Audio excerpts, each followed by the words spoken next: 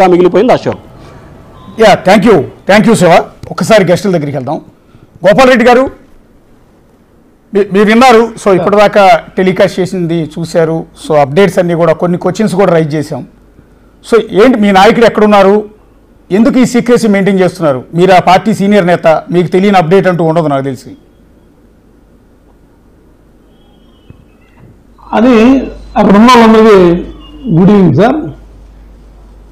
మీరు అనుకుంటున్నారు కానీ మన ఛానల్స్ అనుకుంటున్నారు కానీ సీక్రెట్గా ఉన్నాడు అదేదో ఎక్కడ ఇంతకుముందు ఎక్కడన్నా విదేశాలకు పోయినప్పుడు అందరికి చెప్పేవాడు అని చెప్తున్నారు. ఆయన లండన్ మీద నాకు తెలిసి నేను 2017 నుంచి నేను ఎమ్మెల్సీగా ఉంటున్నాను. తర్వాత విప్ అయ్యాను. తర్వాత 2023లో నా టర్మ్ అయిపోయింది సార్. ఆయన పోతే డాక్టర్స్ దగ్గరికి మాత్రం వెళ్ళాడు కానీ సీక్రెట్గా వేరే దేశానికి ఎక్కడ పోయిన సందర్భాలు లేవు.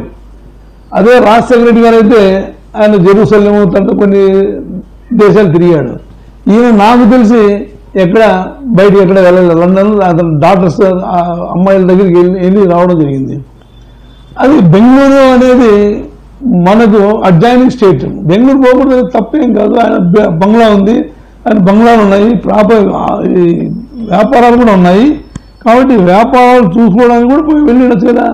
అయినంత మాత్రమే శివకుమార్ పెద్ద నాయకుడేం కాదే. శివకుమార్ అక్కడ కర్ణాటక డిప్యూటీ సీఎం అయినంత మాత్రాన ఆయన పెద్ద పగలు తీస్తాడని మాకేం నమ్మకం లేదు. మరి మీరు అనుకుంటున్నారు అది ప్యాలెస్ ఎవరు చూడలేదు చూపించలేదు. నేను చిన్న ఎగ్జాంపుల్ చిన్న క్వశ్చన్ వేస్తా. చంద్రబాబు నాయుడు గారు 1350 కోట్ల రూపాయలు ఇల్లు కట్టుకున్నాడు. మరి ఎవరిని చూపించాడా? మరి ఎవరిని అడిగినారా? మరి ఆయన ఖండించలేదు అన్నారు. ఈయన ఓటు కేసులో మరి రేవంత్ రెడ్డి దొరికినప్పుడు ఆయన చంద్రబాబు నాయుడు గారు బ్రీఫింగ్ చేస్తారని చెప్పినాడు. దానికి మరి ఖండించాడు ఆయన, అది కూడా ఖండించాడు. మొన్న ఈ స్కిల్ స్కామ్లో దొరికినప్పుడు దాన్ని కూడా ఖండించలేదు, నేను చేయలేదు అని అనలేదే. అంతా కూడా ఒకటి అనుకుంటే ఇంకోటి కూడా బయటకు వచ్చేస్తుంది. కాబట్టి ఇవన్నీ కరెక్ట్ కాదు. ఆయన సొంత పనులు పోయినాడు. వారం 10 రోజులు ఉంటాడు, వస్తాడు, అడిగిపోతాడు. ప్రతిపక్ష హోదా మీరు ఇవ్వగలరు, మీరు ఖచ్చితంగా ఇవ్వాలి. ఈ ప్రతిపక్ష హోదా ఇవ్వబోతాడు. ఇప్పుడు ఈయన మన చిన్న అబ్జెక్షన్. యాక్చువల్లీ ఇక్కడికి వచ్చిన ఆయన ప్యాలెస్ గురించి కాదు. ఆయన 100 కోట్లతో కట్టుకోవచ్చు, లేకపోతే 50 లక్షలతో కట్టుకోవచ్చు. దాని గురించి అభ్యంతరం లేదు. ఆయన బెంగళూరు వెళ్ళటం మీద అభ్యంతరం లేదు. ఆయన ముంబై వెళ్ళొచ్చు, బెంగళూరు వెళ్ళొచ్చు, మీరు చెప్పినట్లు లండన్ వెళ్ళొచ్చు, వాటికి అభ్యంతరం లేదు. సో విజయవాడలోనూ లేకపోతే హైదరాబాద్ లోటస్ పాండ్లోనూ ఎందుకు ఉండలేదని కూడా ఎవరు క్వశ్చన్ చేయట్లేదు. ఇక్కడ విషయం ఏంటంటే 4 రోజులు అయింది ఆయన బెంగళూరు వెళ్ళి. ఈ 4 రోజుల్లో ఆయన ఏం చేస్తున్నారన్న ఒక్క మూమెంట్ కూడా బయటికి ఎందుకు చెప్పట్లేదు, ఎందుకు గోప్యత మెయింటైన్ చేస్తున్నారు అన్న ప్రశ్న. దాని మీద రకరకాల అనుమానాలు. బీజేపీ ఎమ్మెల్యే నల్లమిల్లి రామకృష్ణారెడ్డి గారు అన్న మాట ఏంటంటే డైరెక్ట్గానే అంటూ ఉన్నారు, ఆయన డీకే శివకుమార్తో కలిశారన్న ప్రస్తావన ఎమ్మెల్యే తీసుకొచ్చారు, మేం కాదు.